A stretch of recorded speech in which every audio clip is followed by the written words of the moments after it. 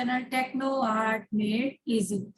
Friends, आज मैं अपना टॉपिक स्टार्ट करने से पहले, जैसा कि आपको स्क्रीन में दिख गया है कि आज का मेरा टॉपिक है इंडस वैली सिविलाइजेशन। ठीक है, इंडस वैली सिविलाइजेशन पढ़ने से पहले मैं आपको एक दो बातें बताने जा रही हूँ आज यहाँ पे। और थोड़ा सा मेरा गला खराब हो गया है, इसके लिए सॉरी। अब ना बहुत सारे एग्जाम आ रहे हैं, जैसे आप लोगों ने अभी फॉर्म भरे होंगे टीजीटी के, पीजीटी के, और जो बच्चे नेट क्वालिफाई हैं, पीएचडी हैं, उन्होंने हायर एजुकेशन का भी फॉर्म आया है, और वो भी जिन्होंने नहीं भरा है वो अभी भर सकते हैं, उसकी डेट है। उसके अलावा नवोदय का भी फॉर्म आया है और डीएसएसबी का भी फॉर्म आया है। तो बहुत सारे फॉर्म इस टाइम आए हुए हैं, तो ये बहुत अच्छा मौका है कि हम एक साथ अगर अलग अलग फॉर्म भरे हैं तो हम तैयारी अगर करते हैं तो हमें हर एग्जाम को क्लियर करने में आसानी रहेगी। तो हमारे पास चॉइस भी है। दो बातें आज हम यहाँ पे शेयर करेंगे। अगर जिनको बातें इंटरेस्टिंग लग रही हैं वो सुन सकते हैं, जिनको नहीं लग रही है वो वीडियो आगे बढ़ा के देख सकते हैं। सबसे पहली बात तो ये है कि जब हम कोई भी टॉपिक पढ़ते हैं तो उसको पढ़ने से पहले उसका थोड़ा सा बैकग्राउंड या उसकी जो भी डिटेल्स होती हैं वो पढ़नी बहुत जरूरी है। स्पेशली इंडियन आर्ट में क्या होता है कि चीजें बहुत ज्यादा, मतलब बहुत विस्तार से चीजें होती हैं। ऐसा नहीं होता है कि थोड़ी सी चीजें हैं और उसी से पूरा टॉपिक कवर है। चीजें बहुत, मतलब टॉपिक में भी हमें इतने सारे उसके अलग से सब टॉपिक्स होते हैं जिसके वो हमें बहुत डिटेल में पढ़ना होता है। अब क्या हो गया है, एग्जाम का पैटर्न भी काफी चेंज हो गया है। पहले जैसे पेपर आते थे उससे जो अब पेपर आ रहा है टीजीटी का, पीजीटी का बोले या और भी एग्जाम के, तो उसमें थोड़ा सा चेंज आया है। अब बहुत इजी पेपर नहीं आता है कि अगर लग रहा है कि बहुत ऊपर ऊपर से पूछ लिया है तो ये आप लोग इस गलतफहमी में मत रहिए। अब जब भी पेपर आता है तो वो थोड़ा डिटेल में आता है, और उस पेपर का जो भी पैटर्न होता है, उसके क्वेश्चन का जो तरीका होता है वो थोड़ा घुमा के पूछने वाला हो गया है। कई बार होगा कि हमें लगेगा कि हमें ये क्वेश्चन पढ़ा है, ये तो बहुत इजी है, बट हो सकता है कि उसको ऐसा घुमा के पूछे कि हम उसी में कंफ्यूज हो जाएं। तो इसलिए इसके लिए घबराने की जरूरत नहीं है। इसके लिए टॉपिक को थोड़ा सा डिटेल में और पढ़ना है। इंडस वैली पढ़ रहे हैं। इंडस वैली हम बहुत पहले से स्टार्टिंग से पढ़ते चले आ रहे हैं, क्योंकि हमने पहले प्री हिस्टोरिक पढ़ा। प्री हिस्टोरिक में मैंने एक एक वीडियो बनाया है हर टॉपिक पे, अलग अलग गुफाओं पे। इसके बाद हम इंडस वैली पढ़ रहे हैं, तो इंडस वैली को भी ना हम 2-3 पार्ट में पढ़ेंगे। इंडस वैली बहुत बड़ा है, इस चैप्टर को हम जितना पढ़ेंगे उतना हमारे लिए कम रहता है। मैंने बहुत कोशिश करी है ज्यादा से ज्यादा चीजें कवर करने की, बट उसके बाद भी बहुत सी चीजें ऐसी हैं मे बी जो मुझसे भी छूटी होंगी। तो आप लोग के लिए बस ये एक हेल्प हो जाती है अगर आप 4 जगह से पढ़ते हो, और आपके लिए बेनिफिट भी रहता है कि आपको अलग अलग मैटर भी मिल जाता है। दूसरी चीज और इम्पोर्टेंट जो मैंने बतानी है आज, कि जितने भी बच्चे तैयारी कर रहे हैं सीरियस होके, उनके लिए सबसे पहली बात यह है कि वो जब भी कोई बुक पढ़े उसको उससे अपने नोट्स बनाएं। अगर आप उससे अपने नोट्स बना रहे हो तो आपके वो नोट्स आप बहुत यूजफुल होंगे।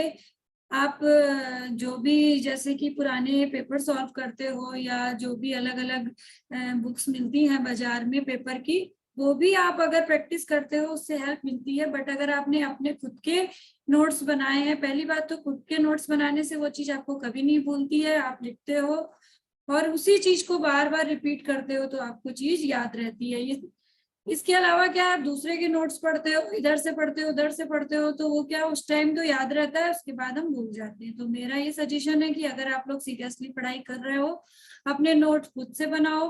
अगर आप यूट्यूब चैनल से जुड़े हो, अलग अलग चैनल से जुड़े हो, तो सबके चैनल्स में जाके भी आप देखते हो, आपको अच्छा लग रहा है, टॉपिक क्लियर हो रहा है, तो आप उससे भी की पॉइंट्स लेके अपने नोट्स बनाओ। बुक से बनाओ, ऑथेंटिक बुक से बनाओ। ऐसा नहीं है कि किसी भी से उठा के बना लिया। आपको जो बुक अच्छी लग रही है आप उसका रेफरेंस लो, नेट से भी चेक करो, क्योंकि कई कई बार ये होता है ना कि नेट पेपर में आता है और कुछ जो ऑप्शन होते हैं उसमें थोड़ा बहुत अंतर रहता है। मे भी किसी बुक में कुछ अंतर है और दूसरी बुक में कुछ। उसके लिए आप क्या करो, इंटरनेट का भी एग्जाम पर ले सकते हो, उसमें भी देख सकते हो। तो आज इतनी बातें बहुत है। आई थिंक अगर बोरियत हो रही हो तो आप लोग इग्नोर कर देना। मैंने आज बस आपको थोड़ा सा ये इसलिए बताया ताकि आप ना अपनी प्रिपरेशन अच्छे से कर सको। चलिए स्टार्ट करते हैं। सबसे पहले हम बात करेंगे इंडस वैली सिविलाइजेशन की। इंडस वैली सिविलाइजेशन हमारा क्या है, हमने पहले जब पढ़ा था प्री हिस्टोरिक काल में, तो प्री हिस्टोरिक टाइम में क्या था कि हमें कोई भी एविडेंस जो मिला था लिखित नहीं मिला था, जो भी मिला था हमें गुफाओं में मिला था, जो भी वो चित्रकारी करते थे उसके द्वारा हम समझते थे। उसके बाद क्या आया हमारा आद्य ऐतिहासिक। आद्य ऐतिहासिक में क्या आया हमारा इंडस वैली। इसमें क्या था कि हमको जो भी चीजें मिली है या लिपि मिली है वो खुद ही हुई मिली है, बट उसको क्या है पढ़ा नहीं जा सका। तो सबसे पहले हम प्री हिस्टोरिक और सेकंड टर्म पे चलते हैं। जब आद्य ऐतिहासिक, तो उसमें हमारा आ गया इंडस वैली सिविलाइजेशन, जिसमें हमें वहां की जो भी उनका इतिहास था, जो भी वहां चीजें थी, वो सब हमें मिली है लिपि में, लेकिन वो अभी तक पढ़ी नहीं जा सकी है। जो भी उनके मतलब साक्ष्य थे उसको देख के सिर्फ अनुमान लगाया गया। जैसे वहां पे जो वहां का स्नानागार मिला या अन्नागार मिला, उन सब चीजों से, और भी जो एविडेंस मिले, वहां की जो मोहरें मिली, उन सब से हमने वहां इंडस वैली मतलब वहां के लोग कैसे अपना जीवन यापन करते थे, कैसा उनका सामाजिक आर्थिक इस टाइप ये जीवन कैसा था उनका, वो सिर्फ हमने उनकी चीजों से अनुमान लगाया। उसका कोई जो लिखित मिला वो पढ़ा नहीं जा सका। तो ये हो गई आद्य ऐतिहासिक की बात, जिसमें हम पढ़ रहे हैं इंडस वैली सिविलाइजेशन।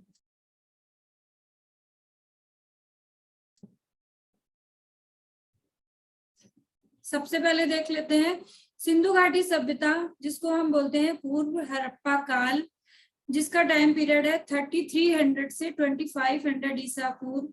परिपक्व काल था 2600 से 1900 ईसा पूर्व, और उत्तरार्ध हड़प्पा काल था 1900 से 1300 ईसा पूर्व। अब देखिए यही पे मैंने आपको पहले भी बताया कि मे बी ये टाइम पीरियड किसी किसी बुक्स में थोड़ा बहुत चेंज हो सकता है, बट यही मेन है कि हमें ये याद रखना है कि ये लगभग इतने ही काल में सिंधु घाटी सभ्यता का विकास हुआ। ठीक है, अगर हम मोटा मोटा देखें तो 33 या 35 भी कहीं कहीं पे लिखा है, तो 3500 से 2500 के बीच में क्या है, सिंधु घाटी सभ्यता की कला का विकास हुआ। सपोज अगर आ जाता है कहीं से घुमा के भी आता है और इसमें ऑप्शन दिया होता है 3300 की जगह यानी 30,000 दिया है सपोज, या किसी बुक में 3500 से दिया हुआ है, तो कंफ्यूज नहीं होना है। जो उसका नियरेस्ट है यानी 3300 से 2500 ईसा पूर्व, ये क्या है, सबसे पहले पूर्व हड़प्पा काल की बात कर रहा है। ठीक है, और अगर केवल सिंधु घाटी सभ्यता पूछता है और उसका नियरेस्ट अगर दिया है, तो हम लिखेंगे 3500 से 2500 ईसा पूर्व तक। और ये क्या है, सिंधु घाटी सभ्यता को मैंने बोला ना अलग अलग भी हम पढ़ेंगे। तो सबसे पहले पूर्व हड़प्पा काल, फिर आया उसका परिपक्व काल कब था, और फिर उसके बाद उत्तरार्ध हड़प्पा काल। मीन सबसे ज्यादा जो प्रोग्रेस हुई थी वो हमारी परिपक्व काल में 2600 ईसा पूर्व से 1900 ईसा पूर्व के बीच में। और इसके बारे में क्या है, विश्व की प्राचीन नदी घाटी सभ्यताओं में से सबसे प्रमुख सभ्यता मानी गई है। ठीक है, सिंधु घाटी सभ्यता के बारे में क्या है कि सबसे प्रमुख सभ्यता मानी गई है जितनी भी नदी घाटी सभ्यताएं थी। ठीक है, नेक्स्ट आ गया प्रमुख केंद्र।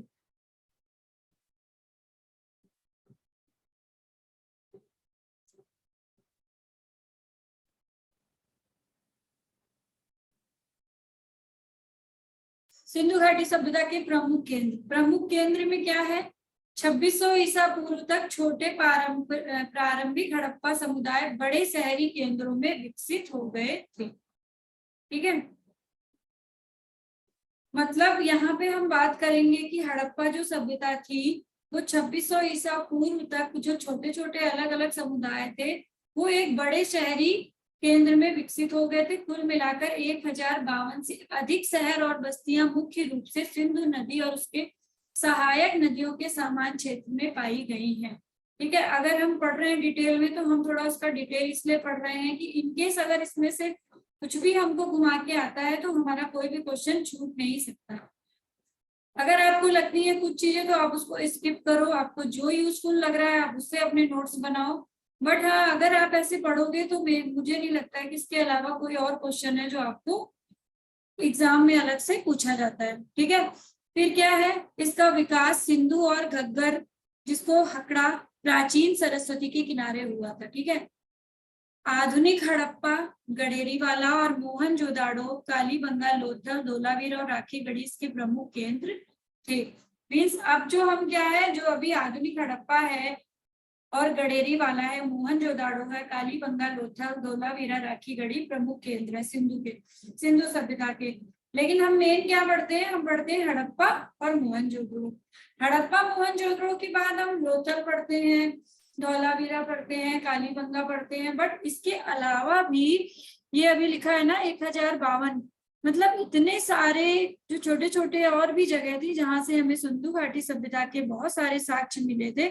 सबसे ज्यादा लेकिन जो मेन है, जो आधुनिक है, उसमें क्या क्या है, हड़प्पा और मोहनजोदड़ो।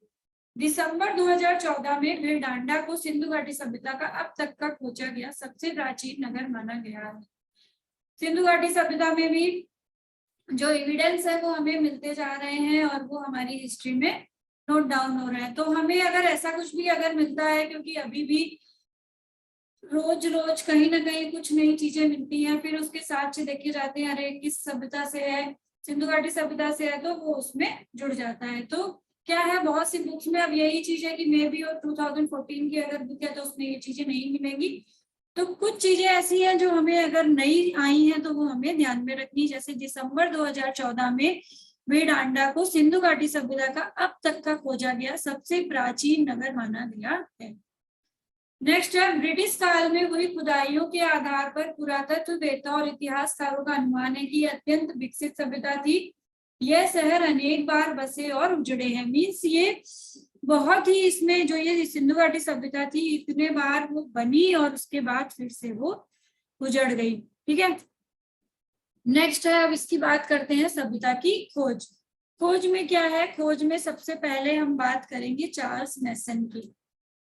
1826 में जो सबसे पहले बात करते हैं हम, 1826 में चार्ल्स मैसन ने पहली बार इस पुरानी सभ्यता को खोजा। इस टाइप का क्वेश्चन बहुत कम पूछता है, क्योंकि जनरली क्वेश्चन पूछता है कि हड़प्पा सभ्यता की जो खुदाई हुई किसके संरक्षण में हुई, या हड़प्पा की खोज किसने की। बट अगर कभी पूछता है कि सबसे पहले और सबसे पुरानी इस सभ्यता को किसने खोजा और चार्ल्स मैसन का नाम है, ईयर भी दिया है, तो हम इसको लिख सकते हैं चार्ल्स मैसन ने 1826 में। ठीक है, उसके बाद क्या है, कनिंघम की बारी आई। कनिंघम ने क्या किया, 1856 में इस सभ्यता का सर्वेक्षण किया। उसके बाद क्या हुआ, एक इंपॉर्टेंट पॉइंट और है यहाँ पे, 1861 में जो अलेक्जेंडर कनिंघम थे उनके निर्देशन में भारतीय पुरातत्व विभाग की स्थापना की गई। मोस्ट इंपॉर्टेंट है, आप लोग इसको नोट डाउन कर लो। 1861 में भारतीय पुरातत्व विभाग की स्थापना की गई थी। इस टाइप का क्वेश्चन आता है, ये टीजीटी पीजीटी में हमेशा आ सकता है इस टाइप के क्वेश्चन, तो ये आप नोट डाउन कर लो, मोस्ट इंपॉर्टेंट है। तो क्या हो गया, दो क्वेश्चन हमें यही मिल गए। 1861 में किसकी स्थापना हुई थी, भारतीय पुरातत्व विभाग की, और किसके निर्देशन में हुई थी, अलेक्जेंडर कनिंघम के। नेक्स्ट बात करते हैं, 1902 में लॉर्ड कर्जन द्वारा जॉन मार्शल को भारतीय पुरातत्व विभाग का महानिदेशक बनाया गया। पहली बात करें हमने कि स्थापना कब हुई थी, 1861 में, किसके निर्देशन में, अलेक्जेंडर कनिंघम। फिर क्या बात आई, 1902 में लॉर्ड कर्जन द्वारा जॉन मार्शल को, किसने बनाया था, लॉर्ड कर्जन ने जॉन मार्शल को पुरातत्व विभाग का महानिदेशक बनाया था। तो तीन क्वेश्चन हमें यही मिल गए, मैंने ऑलरेडी हाईलाइट की है जो इम्पोर्टेंट है, बहुत ज्यादा चीजें। नेक्स्ट बात करेंगे फिर हम 1921 में दयाराम साहनी, मोस्ट इंपॉर्टेंट है, बहुत बार क्वेश्चन पूछा गया है, ने हड़प्पा का उत्खनन किया। क्वेश्चन ऐसे ही आता है कि हड़प्पा का उत्खनन किस वर्ष किया गया, या हड़प्पा का उत्खनन किसके संरक्षण में किया गया, तो 1921 में दयाराम साहनी के। ठीक है, अब इसी को कई बार 1921 की जगह 1922 भी लिखा होगा, ये अलग अलग बुक्स का है, तो आप इसको अपने हिसाब से कंसीडर कर सकते हो। मैंने 1921 लिखा है, अगर 1921 की जगह 1922 भी है ऑप्शन में तो 1922 ऑप्शन सही होगा, क्योंकि वही है, बुक्स में अलग अलग भी दिया हुआ है। नेक्स्ट है, इस प्रकार इस सभ्यता का नाम हड़प्पा सभ्यता रखा गया। वह राखल दास बनर्जी को मोहनजोदड़ो का खोजकर्ता माना गया है। 1921 में बात आई दयाराम साहनी की हड़प्पा से, और राखल दास बनर्जी की किससे आई, जिनको शॉर्ट नेम बोलते हैं आरबी बनर्जी। ठीक है। आरडी बनर्जी का अगर आता है तो वो किसके लिए है, मोहनजोदाड़ो के लिए। तो दो इंपॉर्टेंट चीजें हैं जिनको आप लोग नोट डाउन कर सकते हो। ठीक है। तो 1921 में दयाराम साहनी ने कहा किया, हड़प्पा में किया उत्खनन कार्य, और राखल दास बनर्जी को मोहनजोदड़ो का 1919 से 20 के बीच में का खोजकर्ता माना गया है। अब इसमें क्या है, किसी किसी बुक्स में 1922 में मोहनजोदड़ो की खुदाई हुई ये माना गया है। ठीक है। तो इसलिए मैंने 1919 से 20 का अप्रोक्स टाइम रखा हुआ है। अगर 1922 दिया हुआ है किसी बुक में तो आप उसको भी देख सकते हो, और इंटरनेट पे भी सर्च कर सकते हो कि मोहनजोदड़ो का टाइम पीरियड क्या दिया है। ठीक है।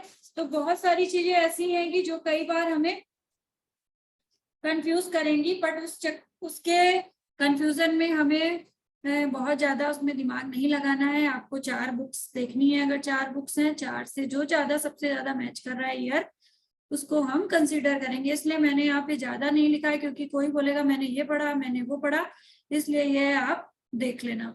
नेक्स्ट है नामकरण। नामकरण की बात आई, ये जो सभ्यता थी ये किसके नदियों घाटी के आसपास फैली थी, इसलिए, और किस नदी की घाटी, सिंधु नदी के घाटी में फैली थी, इसलिए इसका नाम क्या रखा गया, सिंधु घाटी सभ्यता रखा गया। बहुत से इसके और पॉइंट ऐसे हैं कि सबसे पहले यानी प्रथम बार नगरों के उदय के कारण इसे नगरी सभ्यता भी कहा गया। यानी प्री हिस्टोरिक टाइम पीरियड के बाद जब हमारा सबसे पहले कोई नगरी सभ्यता का उदय हुआ तो वो क्या थी, हमारी सिंधु घाटी सभ्यता। उसके बाद क्या है, थर्ड पॉइंट ये कि कांस्य का प्रयोग होने लगा। अब कांस्य का प्रयोग होने लगा तो इसको कांस्य सभ्यता भी कहने लगे। तो ये अलग अलग है। सिंधु घाटी इसलिए कहते हैं क्योंकि सिंधु नदी घाटी सभ्यता फैली हुई थी। सेकंड चीज नगरी सभ्यता कहते हैं। थर्ड चीज कांस्य सभ्यता कहते हैं।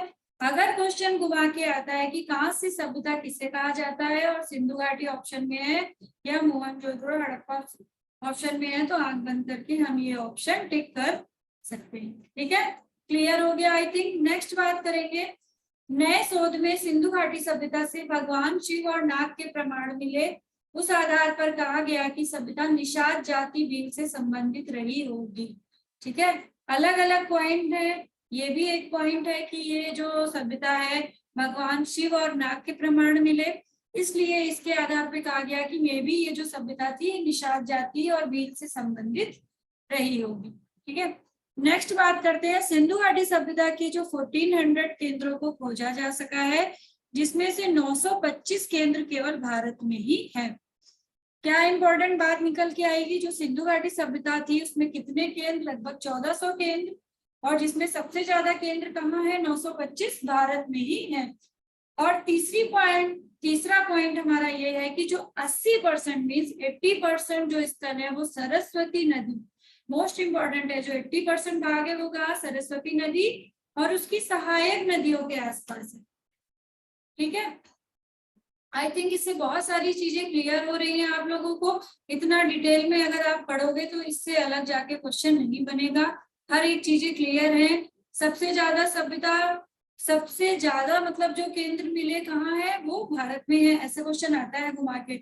लगभग कितने केंद्रों का अप्रोक्स भी पूछ लिया, 1400 केंद्रों को खोजा जा सका। सबसे ज्यादा किस नदी के सहायक, तो सरस्वती नदी और उसकी सहायक नदियों के आसपास है। और फोर्थ पॉइंट ये है कि अभी तक कुल खोजों में से 3% स्थलों का ही उत्खनन हो पाया है। मतलब कितनी बड़ी बात है कि इतना बड़ा केंद्र था, इतनी सारी सहायक नदियों के आसपास सिंधु घाटी सभ्यता फैली, और ये कितनी बड़ी होगी कि इतने खुदाई हुई, इतनी चीजें हमें मिली। पढ़ने के लिए तो हमें लगता है कि ये कितना सारा है मटेरियल, इसमें हम क्या क्या पढ़े, हम क्या क्या याद रखें, मोहनजोदड़ो याद रखें, हड़प्पा याद रखें, कि धौलावीरा याद रखें, लोथल याद कर रखें, बहुत सारी चीजें हैं।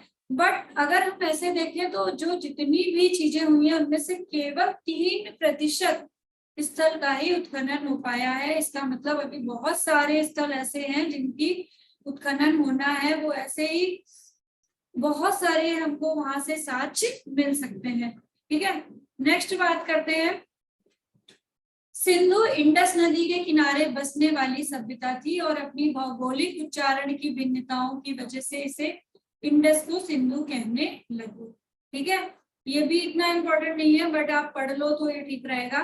क्या है, पहले इंडस नदी बोला जाता था, बाद में ये कई बार होता है ना, किसी चीज को बोलते बोलते वो उसका अपभ्रंश हो जाता है और वो दूसरी ही शब्द कहलाने लगता है। जैसे इंडस नदी को ही धीरे धीरे इंडस को सिंधु कहा जाने लगा। भौगोलिक उच्चारण मीन्स बंगाली किसी चीज को दूसरी तरह बोलते हैं, मे भी पंजाबी उसी शब्द को दूसरी तरह बोलते हैं। तो धीरे धीरे उच्चारण में भिन्नता की वजह से इंडस को सिंधु कहने लगे और आगे चलकर इसी से यहाँ के रहने वालों के लिए हिंदू उच्चारण का जन्म हुआ।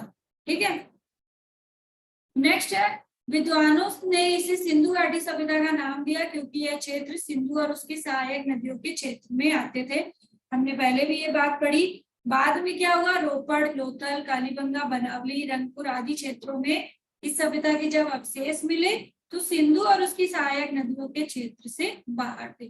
पहले क्या था, जब खुदाई हुई मोहनजोदड़ो और हड़प्पा, तो क्या देखा गया कि जितनी भी ये सभ्यता है, मतलब जितनी ये खुदाई हुई है सिंधु घाटी सभ्यता के आसपास हुई है, सॉरी सिंधु घाटी नदी के आसपास हुई है, तो उसका नाम हमने सिंधु घाटी सभ्यता रख दिया गया। उसके बाद देखा गया कि ये जो बाद में और भी खुदाइयां हुई जिसमें रोपड़ पंजाब का, लोथल गुजरात का, कालीबंगा, बनावली, ये सारी क्षेत्रों में जब सिंधु घाटी सभ्यता के अवशेष मिले तब ये क्लियर हुआ कि सिंधु और उसकी सहायक नदियों के क्षेत्र से बाहर भी सिंधु घाटी सभ्यता फैली हुई थी।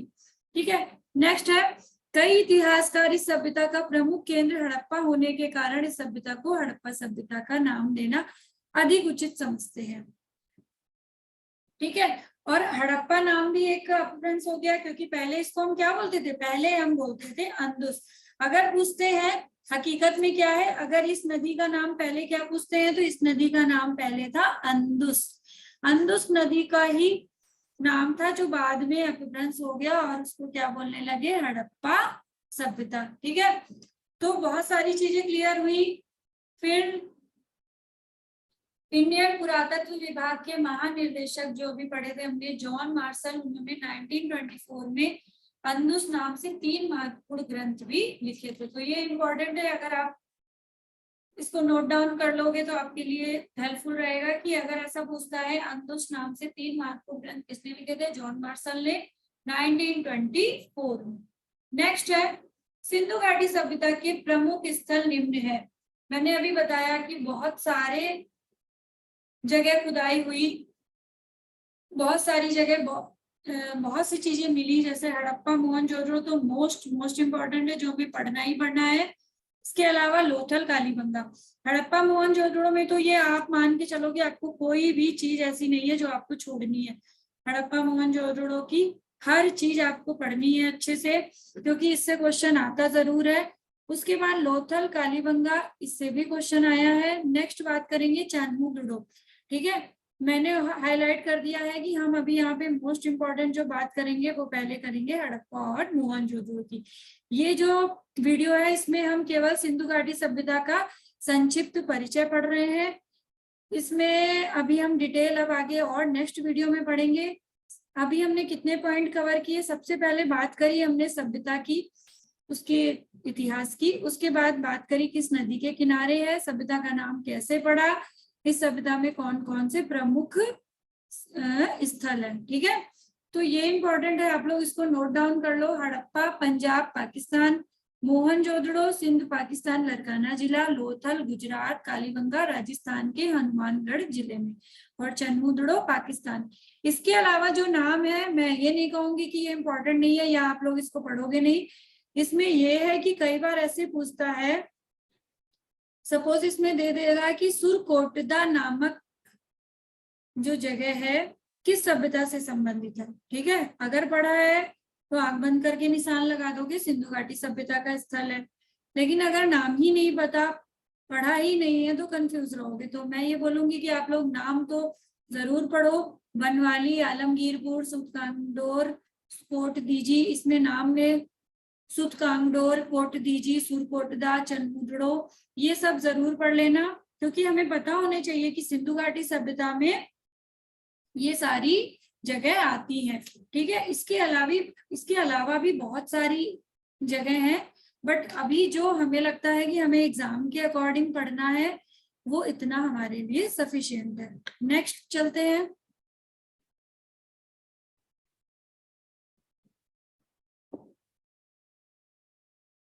अब बात करेंगे भारत के विभिन्न राज्यों में सिंधु घाटी सभ्यता। भारत के जो मेन राज्य हैं उसमें आ गया हमारा गुजरात, हरियाणा, पंजाब और महाराष्ट्र। ठीक है, सबसे पहले लोथल गुजरात में हो गया। मैंने जो पढ़ना है, पिछले स्लाइड में चलते हैं, जो पढ़ना है वो मैंने हाईलाइट किया हुआ है। इसके अलावा मैंने 10 पॉइंट इसलिए लिख दिए हैं कि इसका आप अच्छे से इसको लर्न कर लो। ये वो वाले नाम है जो अक्सर और एग्जाम में पूछे गए हैं, उससे मैंने ढूंढ ढूंढ के ये लिखा है।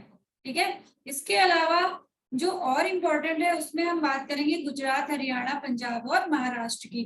गुजरात में कौन कौन से मेन है, मे भी आप ये वीडियो ही अगर आप 2 बार देख लोगे और ये रिवीजन कर लोगे तो आपको उसको अलग से पढ़ने की जरूरत नहीं है, नाम दिमाग में क्लिक हो जाता है। लोथल मोस्ट इम्पोर्टेंट है गुजरात का। सुरकोटड़ा बहुत बार पूछा गया है, रंगपुर बहुत बार पूछा गया है। धौलावीर मोस्ट इम्पोर्टेंट है, यूनेस्को की वर्ल्ड हेरिटेज साइट में अभी शामिल हुआ है, इसलिए मोस्ट इम्पोर्टेंट है। प्रभातपट्टन, भगतराव, देसूल, मालवद, रोजी, रंगपुर, ये सारे नाम आप लोग को एक बार रिवीजन इसलिए करने हैं कि ये कहाँ पे है। मे भी ये पूछा गया सिंधु घाटी सभ्यता से संबंधित ये स्थान कहाँ पे है, और उसमें गुजरात ऑप्शन हुआ तो आप आसानी से लगा लोगे। ठीक है, नेक्स्ट बात करते हैं हरियाणा की। हरियाणा में क्या है, राखीगढ़ी, बेडांडा, बनावली, कुड़ार और मीताथल। बेडांडा के लिए मैंने अभी आपको बताया कि 2014 में इसकी खुदाई के बाद इसको सबसे प्राचीन केंद्र माना गया। नेक्स्ट बात करेंगे पंजाब। पंजाब का मोस्ट इंपॉर्टेंट है रोपड़, बहुत बार पूछा गया है। रोपड़ सिंधु घाटी सभ्यता का मोस्ट इंपॉर्टेंट है, कहाँ पर है ये, पंजाब में। अक्सर इसको पूछा गया है कहाँ पे स्थित है ये, पंजाब में। या कई बार मैचिंग में भी आया है, अगर नेट के पेपर की प्रिपरेशन कर रहे हो तो उसके लिए तो मोस्ट इंपॉर्टेंट है, क्योंकि टीजीटी पीजीटी से नेट का पेपर थोड़ा हाई लेवल का आता है और उसमें मैचिंग अक्सर आती है। ठीक है, तो अगर जो बच्चे नेट की प्रिपरेशन कर रहे हैं उनके लिए बता दूं, अगर मैचिंग पढ़ रहे हो तो इस टाइप से जरूर आता है। रोपड़ है पंजाब से, बड़ा संगोल। ठीक है, संगोल कहाँ पे, जिला फतेहगढ़, पंजाब। नेक्स्ट बात करेंगे हम महाराष्ट्र की। महाराष्ट्र में क्या है, दाइमाबाद, बनावली, कुड़ार और मीताथल। ठीक है, तो ये इंपॉर्टेंट है, ये जगह आप याद कर लो, एक बार नोट डाउन कर लो, आप अपने तो नोट्स बना रहे होंगे। नेक्स्ट बात करेंगे राजस्थान, जम्मू कश्मीर और उत्तर प्रदेश की। राजस्थान का जो हमें मोस्ट इम्पोर्टेंट पढ़ना है वो है कालीबंगा। ठीक है, राजस्थान का कालीबंगा है, और यहाँ की चूड़ियां, चूड़ियों के लिए यहाँ पे चूड़ियों के साक्ष्य मिले थे, और इसलिए ये क्वेश्चन भी कई बार पूछा गया है, इसलिए इसको हमें पढ़ना है, कालीबंगा। नेक्स्ट है जम्मू कश्मीर। जम्मू कश्मीर का कौन सी जगह थी, मांडा। उत्तर प्रदेश, उत्तर प्रदेश की कौन सी है, आलमगीरपुर, मेरठ में। ठीक है, अब क्या है जो इसके और की पॉइंट है हम पढ़ते हैं अभी। हड़प्पा और मोहनजोदड़ो नगर, जो दोनों नगर थे, नगरों के अपने दुर्ग थे। ठीक है, दुर्ग मीन्स जहाँ शासक वर्ग का परिवार रहता था, मीन्स कोई एक राजा होता था, शासक वर्ग उसका परिवार रहता था, वो एक दुर्ग में रहता था, और प्रत्येक नगर में दुर्ग के बाहर एक उससे निम्न स्तर का शहर था। ठीक है, मीन्स आप ये समझ लो कि एक राजा था तो राजा का जैसे महल होता है, वैसे ही एक जो वर्ग का शासक वर्ग था उसके लिए दुर्ग होते थे, वो वहां रहते थे, और उसके अलावा दुर्ग के बाहर निम्न स्तर का शहर था जहाँ ईंटों के मकानों में सामान्य लोग रहते थे। ठीक है, सड़कें क्या थी, सड़कें एक दूसरे को समकोण पर काटती थी। मोस्ट इंपॉर्टेंट है, इसको चाहे तो आप लोग नोट डाउन कर लो, कई बार पूछा गया है। सड़कें, जो सिंधु घाटी सभ्यता की जो सड़कें होती थी वो एक दूसरे को समकोण पर काटती थी, और नगर अनेक आयताकार खंडों में विभक्त हो जाते थे। मीन्स जो नगर होते थे वो एक तरीके से उनके अलग अलग ब्लॉक जैसे बने होते ना, वैसे वो खंड में विभक्त हो जाते थे। मीन्स जैसे एक ब्लॉक है, फिर दूसरा ब्लॉक है, तीसरा ब्लॉक है, तो वो एक तरीके से आयताकार खंड में विभक्त होता था। नेक्स्ट बात करते हैं, हड़प्पा और मोहनजोदड़ो के जो भवन होते थे वो बहुत बड़े होते थे, मीन्स विशाल भवन होते थे, छोटे छोटे भवन नहीं होते थे। फिर नेक्स्ट क्या है, मोहनजोदड़ो का अब तक का सबसे प्रसिद्ध स्थल है विशाल सार्वजनिक स्नानागार। ठीक है, मोस्ट इंपॉर्टेंट है, स्नानागार पूछा जाता है कहाँ पर है ये, मोहनजोदड़ो में सबसे प्रसिद्ध स्थल भी है। इसके बाद जिसका जलाशय दुर्ग के टीले में है। यह ईंटों के स्थापत्य का सुंदर उदाहरण है। मोहनजोदड़ो में अगर ईंटों के स्थापत्य का सुंदर उदाहरण क्या है, वो वहां का स्नानागार है। ठीक है, यह 11.88 यानी 11.88 मीटर लंबा और 7.1 मीटर चौड़ा और 2.43 मीटर गहरा है। मोस्ट इंपॉर्टेंट है, नोट डाउन कर लो आप लोग, जहां इंपॉर्टेंट है मैं ऑलरेडी बोल रही हूँ आपको, क्योंकि इन सबका क्वेश्चन आया हुआ है। इसको तो आपको रटना है, बस ये समझ लो कि इस टाइप के क्वेश्चन बिल्कुल गलत नहीं होने चाहिए, वहां पे कंफ्यूजन होता है आप लोग को। मोस्ट इंपॉर्टेंट है, कई बार पूछा गया है, जो स्नानागार है उसकी तो क्या है, 11.88 मीटर लंबा, 7.1 मीटर चौड़ा और 2.43 मीटर गहरा है। ठीक है, तल तक जाने के लिए क्या होता था, सीढ़ियां होती थी, कपड़े बदलने के कमरे होते थे। एक ये सार्वजनिक स्नानागार होता था, जिसको स्विमिंग पूल हम बोल सकते हैं आज के मॉडल टाइम में, तो उसमें लेकिन इतना बड़ा होता था कि वहां तल तक जाने के लिए सीढ़ियां बनी होती थी, कपड़े बदलने के लिए कमरे होते थे। जो स्नानागार का फर्श था वो पक्की ईंटों का बना था। ठीक है, पास में ही क्या था, पास के कमरे में एक बड़ा सा कुआं था जिसका पानी निकालकर हौज में डाला जाता था। अब सिंधु घाटी सभ्यता की बात हो रही है, इतना पुराना टाइम था, तो उस टाइम तो ऐसे मशीनें थी नहीं कि वहां पानी ड्रेन हो रहा है और उसमें वापस से पानी जा रहा है मशीनों से, बड़े बड़े। तो इतना बड़ा जो सार्वजनिक स्नानागार था, उसमें पानी भरने के लिए क्या व्यवस्था थी, वहां पास में एक कुआं बनाया गया था जिससे निकालकर पानी डाला जाता था। उसके बाद क्या है, उसके कोने में ही एक निर्गम मीन्स आउटलेट, जिससे पानी बहकर नाले में जाता था। जो भी मतलब जो वेस्ट पानी होता था वो निकल कर कहाँ जाता था, नालों में जाता था। मीन्स उस टाइम पक्की सड़कें थी, पूरा ड्रेनेज सिस्टम उनका बहुत अच्छा था, गंदा पानी निकलकर नालों में जाता था। ऐसा माना जाता है कि यह विशाल जो स्नानागार था वो धर्म अनुष्ठान संबंधी स्नान के लिए बना होगा। ठीक है, जो ये स्नानागार था उसको किस चीज के लिए यूज करते थे, वो मतलब अपने धर्म से संबंधित जो उनके अनुष्ठान होते थे उससे रिलेटेड जो भी उनके पूजा पाठ होते होंगे उसके लिए। ये सिर्फ अनुमान लगाया गया क्योंकि लिखित एविडेंस नहीं मिला ना, जो लिखित मिला वो पढ़ा नहीं जा सका, तो ये अनुमान लगाया गया कि मे बी ये धर्म से संबंधित कार्य के लिए, स्नान के लिए जगह बनाई गई थी। ठीक है, मोहनजोदड़ो की सबसे बड़ी संरचना है। अब अगर क्वेश्चन आता है कि मोहनजोदड़ो की सबसे बड़ी संरचना क्या थी, स्थापत्य संरचना, वो थी वहां का स्नानागार, सार्वजनिक स्नानागार। ये देखो कितना बड़ा स्नानागार है ये। ठीक है, सीढ़ियां बनी है जहां से लोग नीचे जाते थे, एक तरीके से स्विमिंग पूल समझ लो आज आप उसको। नेक्स्ट है अन्नागार। सबसे पहले हमने पढ़ा स्नानागार, सेकंड नंबर पे हम पढ़ रहे हैं अन्नागार। ये अलग से मैंने डिटेल में इसलिए आपको पढ़ा रही हूँ क्योंकि इससे तो क्वेश्चन आना ही आना है और इससे क्वेश्चन आता ही है। मोहनजोदड़ो की सबसे बड़ी संरचना अब क्या हुई यहाँ पे, ये हुई अनाज रखने का कोठार। ठीक है, मोहनजोदड़ो की सबसे बड़ी स्थापत्य संरचना अगर आती है और ऑप्शन में स्नानागार दिया है तो हम वो टिक करेंगे, और इसके बाद अगर मोहनजोदड़ो की सबसे बड़ी संरचना आती है और उसमें अन्नागार ऑप्शन है तो हम अन्नागार रखेंगे, यानी ग्रेनरी जिसको बोलते हैं, जहाँ पे अनाज स्टोर करते हैं।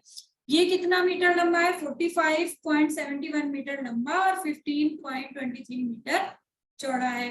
हड़प्पा की दुर्ग में 6 कोठार मिले हैं। ठीक है, मीन्स मोहनजोदड़ो में जो मिला है बड़ा अन्नागार मिला है, फिर उसके बाद हड़प्पा में जो मिला है उसके दुर्ग में 6 कोठार मिले हैं। दुर्ग मैंने पहले बताया जो शासक वर्ग होते थे उनके रहने की जगह होती थी। ठीक है, जो ईंटों के चबूतरों पर 2 पातों में खड़े हैं। हर एक कोठार 15.23 मीटर लंबा और 6.9 मीटर चौड़ा है और नदी के किनारे से कुछ 1 मीटर की दूरी पर है। अब हमने यहीं पे देख लिया कि मोहनजोदड़ो से जो प्राप्त हुआ अन्नागार उसकी भी कितना लंबा था और जो हड़प्पा से प्राप्त हुआ वो कितना लंबा चौड़ा था। ठीक है, तो अगर ऐसा पूछता है और हड़प्पा की पूछता है तो भी आप याद रखना, मोहनजोदड़ो की पूछता है तो भी याद रखना, बट हड़प्पा और मोहनजोदड़ो में अगर पूछता है तो बड़ा किसका था, वो था मोहनजोदड़ो। ठीक है, कोठारों के दक्षिण में खुला फर्श था, फर्श की दरारों में गेहूं और जौ के दाने मिले हैं। अब कैसे अनुमान लगा कि जो फर्श की दरारें थी उसमें गेहूं और जौ के जो दाने मिले, ये सारी जो साक्ष्य होते थे उसके आधार पे ही हमने इस सभ्यता का अनुमान लगा ले। ठीक है, फिर उसकी बात करेंगे कालीबंगा। कालीबंगा में भी नगर के दक्षिण भाग में ईंटों के चबूतरे बने जो शायद कोठारों के लिए बने होंगे। इस प्रकार ये स्पष्ट होता है कि कोठार हड़प्पा संस्कृति के अभिन्न अंग थे। कहने का मतलब ये है हमारा यहाँ की सिंधु घाटी सभ्यता में जो अलग अलग जगह थी, जैसे मोहनजोदड़ो, हड़प्पा तो हम पढ़ ही रहे हैं, उसके अलावा भी जो जगह थी जैसे कालीबंगा, तो कालीबंगा में भी अन्नागार मिला हुआ है। सपोज अगर हड़प्पा और मोहनजोदड़ो ऑप्शन में नहीं है या मैचिंग में नहीं है और कालीबंगा दिया है तो हम कंफ्यूज होंगे कि लो हड़प्पा मोहनजोदड़ो में पढ़ा था, लेकिन नहीं, कालीबंगा में भी क्या है, इसके साक्ष्य मिले हैं। मोस्ट इंपॉर्टेंट है, आप लोग ये सारी चीजें नोट डाउन करते चलो। ये देखो, हड़प्पा का तथाकथित अनाज टीले पर पाया जाता था। ठीक है, कैसे स्क्वायर स्क्वायर काट के बनाया गया है इसमें, आयताकार। नेक्स्ट है कला और शिल्प। ठीक है, स्थापत्य की बात हो गई, जो वहां पे सबसे इंपॉर्टेंट हमने बात करी अन्नागार की। सेकंड नंबर पे बात करी हमने वहां पे जो सॉरी सबसे पहले हमने बात करी वहां के स्नानागार की, सेकंड नंबर पे बात करी हमने वहां के अन्नागार की। नेक्स्ट बात करते हैं कला और शिल्प। ठीक है, कुछ चीजें तो आपको एकदम रटी रटाई होनी चाहिए। सड़कें संपोड़ पर काटती हैं, सड़कें चौड़ी होती थी। ठीक है, ड्रेनेज सिस्टम उनका बहुत अच्छा होता था। एक नगर में एक दुर्ग बना होता था जिसमें शासक वर्ग रहता था और उसके बाहर जो निम्न वर्ग के लोग थे वो शहरों में रहते थे। ठीक है, फिर क्या है, उत्खनन स्थलों पर विभिन्न मूर्तियां, मोहरे, कांस्यपात्र, मिट्टी के बर्तन, सोने के आभूषण, टेराकोटा, कांस्य, स्टेटाइट में संरचनात्मक रूप में विस्तृत मूर्तियां मिली हैं। अब जो बात करेंगे हम कला और शिल्प की, जो कि बहुत इंपॉर्टेंट है हमारे आर्ट फील्ड के लिए, क्योंकि अब इससे ही सारे क्वेश्चन हमारे और बनेंगे। वो तो हमारी बात हो गई सिंधु घाटी सभ्यता को समझने की। ठीक है, सिंधु घाटी सभ्यता की जो मेन जो इसके फीचर्स हैं, जो सबसे ज्यादा इंपॉर्टेंट है, जो बेसिक सबको हिस्ट्री का ही पार्ट है और सबको पता होना चाहिए। अब हम बात करते हैं जो हम कला के विद्यार्थी हैं जिनके लिए मोस्ट इंपॉर्टेंट चीजें हैं, वो है कला और शिल्प।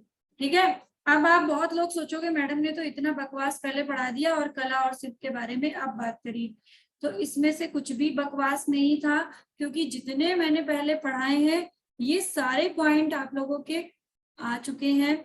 इनडायरेक्टली ये क्वेश्चन आए हुए हैं, इसमें से बहुत सारे मैचिंग आई हैं, बहुत सारे जिसमें से कथन आए हैं। नेट वालों के लिए तो कथन इंपॉर्टेंट है, कथन आए हैं और कथन में कभी भी सीधे नहीं पूछा जाता। अगर नेट की तैयारी कर रहे हो तो उनके लिए मोस्ट इंपॉर्टेंट है, कभी भी सीधे सीधे नहीं पूछा जाएगा, उसके लिए आपको इतना डिटेल पढ़ना ही है। ठीक है, मेरी क्लास आपको इंटरेस्टिंग लगती है तो लाइक जरूर किया करो, मुझे कमेंट्स करके बताया करो आप लोग को इंटरेस्टिंग लगता है तो मैं ऐसे टॉपिक इसको कंटिन्यू करूंगी। अगर इंटरेस्टिंग नहीं लगता है, बोरिंग लगता है कि इतना डिटेल में मैडम पढ़ा रही है, तो आप मुझे बताओ। मैं ऑब्जेक्टिव क्वेश्चन मेरे लिए बहुत अच्छे हैं, मुझे भी अच्छा लगता है ऑब्जेक्टिव क्वेश्चन बनाने में और आप लोग को मे भी पढ़ने में भी अच्छा लगता है। तो आप कमेंट्स करके अपने अपने व्यूज बता सकते हो। मे भी मुझे पता है इसमें कंट्रोवर्सी है, बहुत सारे बच्चों को मेरे ये वाले वीडियो पसंद है और बहुत सारे बच्चों को मेरे ऑब्जेक्टिव क्वेश्चन पसंद है। तो हम दोनों ही टाइप की वीडियो पे अभी तो चल रहे हैं फिलहाल, बट जैसा रिस्पॉन्स मुझे मिलेगा मैं आगे उसको कंटिन्यू करूंगी। ठीक है, मुझे ये लगा कि ये डिटेल में पढ़ाने में बहुत सारे बच्चों की हेल्प होती है, क्योंकि बहुत सारे कोर्स वर्क वाले बच्चे हैं जिनको मे भी एग्जाम के लिए बहुत हेल्प होती है, जो BFA MFA हैं या BA MA कर रहे हैं और उनको अगर डिटेल में कोई चीज पढ़नी है और उनको नहीं समझ में आ रही है तो उनके बहुत सारे मेरे पास कमेंट्स आते हैं। इसलिए मैंने ये सोचा है कि मैं कंटिन्यू रखूंगी, मे भी कुछ लेट होगा मुझे, बट मैं हर टॉपिक को बहुत क्लियर करके आपके सामने लाऊंगी। ठीक है। इसके अलावा अगर कुछ कंफ्यूजन या मुझसे कोई गलती हो जाए इसमें कुछ लिखने में तो कमेंट्स कर देना, ठीक है, क्योंकि मैं भी पढ़ के ही बताती हूँ आपको। ऐसा नहीं है कि सब कुछ मेरे दिमाग में भरा हुआ है, बहुत सारी चीजें मेरे से भी स्किप होती हैं। तो अब हम बात करेंगे कला और शिल्प की। कला और शिल्प में क्या है कि मोस्ट इम्पॉर्टेंट जो थी वहां की मोहरे थी, ठीक है, मोहरे वहां की मोस्ट इम्पॉर्टेंट है। उसके बाद मिट्टी के बर्तन, टेराकोटा मूर्तियां, ये सारी चीजें इसलिए इम्पोर्टेंट है क्योंकि इससे क्वेश्चन तो बनता ही बनता और इससे क्वेश्चन आना है। फिर बात करेंगे हड़प्पा वासियों ने विभिन्न खिलौने, मतलब उन्होंने जो हड़प्पा सब वासी थे उन्होंने अलग अलग तरीके के खिलौने बनाए, ठीक है। उन खिलौनों में मिट्टी के खिलौने भी बनाए और उसके बाद कुछ खेल भी बनाए, जिसमें कि घनाकार पासे, ठीक है, पासे जैसे डाइस होता है ना, चेहरे पर 1 से 6 छेद वाले, ठीक है, होते थे। फिर जो मोहनजोदड़ो जैसी साइटों में पाए गए थे। मीन्स हड़प्पा सभ्यता में क्या हुआ था कि खिलौने और खेल भी बनाए और उनमें से घनाकार पासे थे जो मोहनजोदड़ो की सभ्यता में पाया गया। जब वहां उत्खनन हुआ तो वहां पे इस टाइप के पाए गए थे, ठीक है। फिर नेक्स्ट बात करते हैं टेराकोटा का। टेराकोटा मोस्ट इंपॉर्टेंट है। टेराकोटा में वहां पे छोटी छोटी मूर्तियां बनाई गई। उन मूर्तियों में बच्चों के खेलने वाले खिलौने भी बहुत होते थे, या जैसे वो सीटी होती थी उसकी बजाने वाली। फिर टेराकोटा से और क्या क्या चीजें, गाय, भालू, बंदर, कुत्ते, ये बहुत सारे जानवर बनाते थे, ठीक है। फिर उसके बाद क्या है, परिपक्व अवधि के स्थलों पर अधिकांश मोहरों पर चित्रित जानवर की स्पष्ट रूप से पहचान नहीं की गई है, ठीक है। मतलब एग्जैक्टली नहीं समझ में आया कि कौन सा जानवर है, पर उन्होंने बहुत सारे जानवरों की मूर्तियों में और अपने मोहरों में अंकित किया था। नेक्स्ट बात करते हैं सेल वर्किंग, सिरेमिक और agate, glazed steatite, bead making सहित कई शिल्पों का अभ्यास किया गया था। ये अलग अलग स्टोन है, सिरेमिक से, एगेट और ग्लेज्ड स्टीटाइट, बीड मेकिंग, ये सारे स्टोन है, उससे वो अलग अलग तरीके के आभूषण बनाते थे, ठीक है। उसके बाद क्या है, जैसे देखो आगे आभूषण मैंने बताया, हार बनाते थे, चूड़ियां बनाते थे, गले में पहनने के लिए डिफरेंट डिफरेंट टाइप के नेकलेस जैसे बनाते थे। और वो ना बहुत ही मतलब कहने को वो बहुत ही प्रीसियस स्टोन होते थे एक तरीके के। तो उन टुकड़ों का उपयोग करते थे, पत्थर का उपयोग करते थे, और वो पत्थर बहुत ही कीमती होते थे, जिनमें से कुछ जो शिल्प है वो आज भी उपमहाद्वीप में प्रचलित हैं। देखो लिखा हुआ है, क्योंकि बहुत सारे शिल्प को ऐसे यूज करे उन्होंने जो आज भी यूज होते हैं। कुछ मेकअप और प्रसाधन सामग्री, जैसे एक विशेष प्रकार की कंघी जिसे काकई नाम देते हैं वो भी प्राप्त हुई है। तो टेराकोटा मादा मूर्तियां मिली हैं 2800 से 26 ईसा पूर्व में, जिनमें से मांग, बालों के विभाजन की रेखा पर लाल रंग लगाया गया था। ये एक मूर्ति मिली है जिसमें क्या है, मांग, उसको टाइटल दिया है क्या है, मांग क्या मीन्स, जैसे बाल है हमारे, बाल को अगर बीच दो ऐसे पार्ट में डिवाइड करते हैं तो बीच की जो मांग दिखती है उस पर लाल रंग लगाया गया था, ठीक है। जैसे लेडीजें लगाती हैं हम लोग लाल रंग, वैसे ही वहां पे एक साक्ष्य मिला है। नेक्स्ट बात करते हैं मोहनजोदड़ो में पाई गई चूड़ियों से सजी एक पतली सी डांसिंग गर्ल की खाई मोम कास्टिंग, जिसे लॉस्ट वैक्स प्रोसेस बोलते हैं, प्रतिमा है, ठीक है।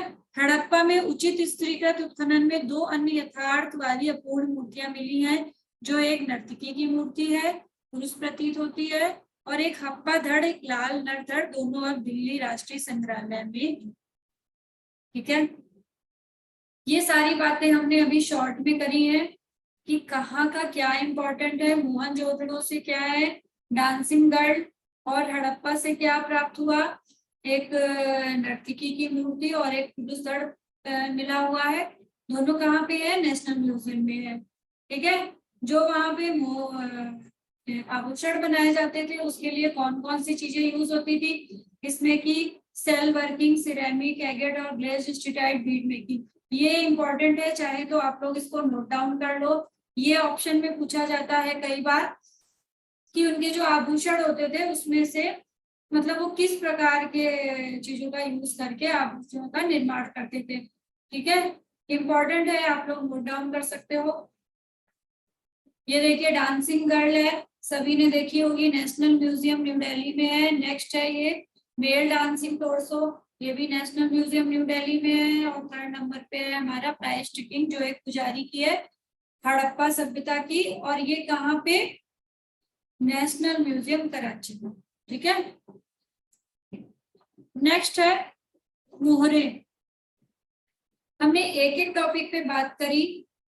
सबसे पहले हमने उनकी नगर योजना पे बात करी, ठीक है, उसके बाद हमने उनके कला शिल्प पे बात करी, मूर्तियों पे बात करी, और थर्ड हम बात कर रहे हैं उनकी मोहरे, क्योंकि ये ही 4-5 चीजें जो पॉइंट है वो मोस्ट इंपॉर्टेंट है।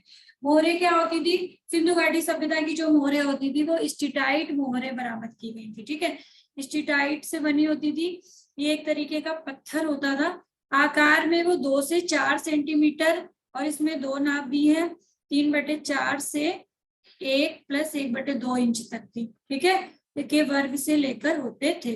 ज्यादातर मामलों में उनके पीछे एक छेदा हुआ बॉस जैसा होता था। छेद मान लो आप, बेसिकली उसको एक छेद होता था जो संभालने के लिए व्यक्तिगत अलंकरण के रूप में उपयोग होता था। नेक्स्ट है मोहनजोदड़ो में मोहरे मिली हुई है, जो अपने सिर पर खड़ी एक आकृति को दर्शाती है। दूसरी पशुपति मोहर, जो मोस्ट इंपॉर्टेंट है पशुपति मोहर। फिर है क्रॉस लेग्ड बैठे हुए, जिसे योग जैसी मुद्रा कहते हैं। सर जॉन मार्शल ने इसे हिंदू देवता शिव से समानता की पहचान की है। ठीक है, ये देखिए मोहरे, इसमें क्या है, एक बैल के सींग, खुर और पूंछ वाला एक मानव देवता भी है, मोहरों में दिखाई देता है। विशेष रूप से एक सींग वाला बाघ जैसे जानवर के साथ लड़ाई के दृश्य में है। इस देवता की तुलना मेसोपोटामिया के बुलमैन एनकिडू से की गई है। ठीक है,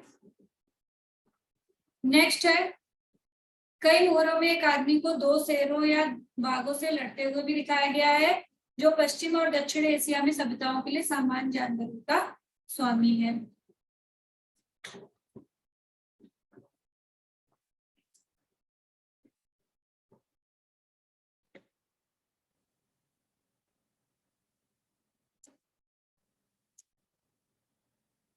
तो फ्रेंड्स, आज का मेरा जो ये टॉपिक था सिंधु घाटी सभ्यता का संक्षिप्त परिचय, वो आई थिंक कंप्लीट हो गया है।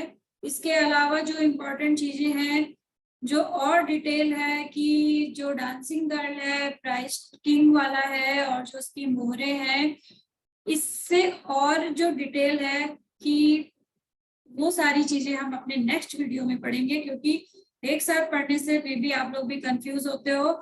अब इससे क्या है कि आपको एक आइडिया लग गया, जो लोग पहली बार अगर पढ़ रहे हैं सिंधु घाटी सभ्यता या पहली बार एग्जाम दे रहे हैं, तो उनको इससे बहुत सारी चीजें क्लियर हुई, क्योंकि ये मैंने पूरा ओवरऑल सिंधु घाटी सभ्यता के बारे में बताया है। ठीक है, उस सिंधु घाटी सभ्यता में हम ने पूरी बात करी है कि सिंधु घाटी सभ्यता में, अब हमने पर्टिकुलर ये नहीं पढ़ा है कि हड़प्पा में ये मोहर मिली है या मोहनजोदड़ो में ये मोहर मिली है।